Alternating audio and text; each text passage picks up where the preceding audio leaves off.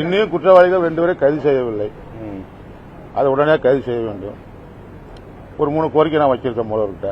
அது உடனே முடிச்சு தாரன்னு சொன்னாப்புல.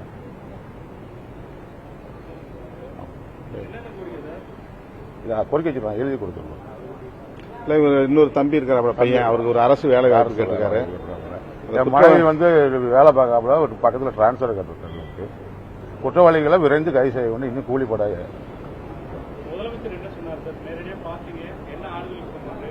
இல்ல தைரியமா இருங்க, நாங்கள் எல்லாமே நடவடிக்கை எடுக்கணும்.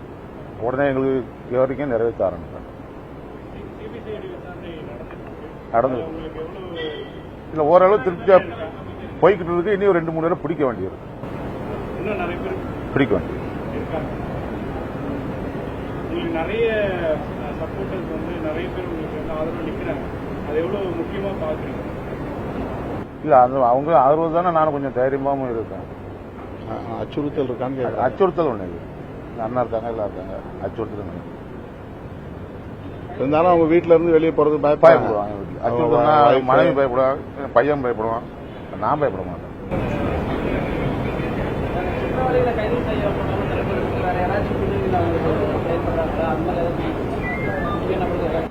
இல்ல தடுப்பதற்கு சொல்லியிருக்கேன், யாரெல்லாம் சொல்லியிருக்கேன். அண்மையில் ஆணவ படுகொலைக்குள்ளான கவின் அவர்களின் தந்தை திரு சந்திரசேகர் அவர்கள் இன்று மாண்புமிகு முதல்வர் அவர்களை நேரிலே சந்தித்து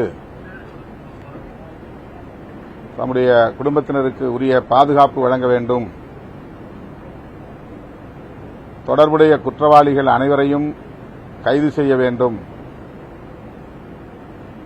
அந்த கொலையில் கூலிப்படையினருக்கும் தொடர்பு இருப்பதாக தெரிகிறது, எனவே யாரும் தப்பித்து விடாமல் இருக்கக்கூடிய வகையிலே உரிய நடவடிக்கைகளை மேற்கொள்ள வேண்டும் என்று வலியுறுத்தியிருக்கிறார்.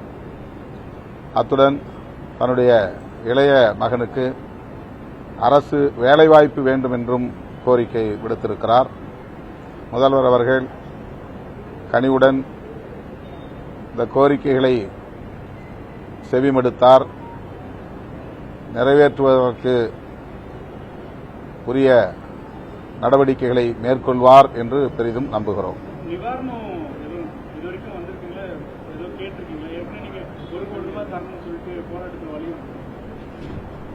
இன்னைக்கு இந்த 2-3 கோரிக்கைகளைத்தான் கவின் குடும்பத்தின் சார்பிலே வைக்கப்பட்டது. குறிப்பாக அவருடைய மனைவி பள்ளி ஆசிரியராக பணியாற்றுகிறார். அவருக்கு சொந்த பகுதியிலேயே, அந்த கிராமத்திலேயே வேலை செய்யக்கூடிய வாய்ப்பை ஏற்படுத்தி தர வேண்டும், வெளியே செல்வது பாதுகாப்பற்ற ஒரு சூழலாக இருக்கிறது என்கிற கவலையை வெளிப்படுத்தியிருக்கிறார். அவற்றையெல்லாம் பரிசீலிப்பதாக முதல்வர் கூறியிருக்கிறார்.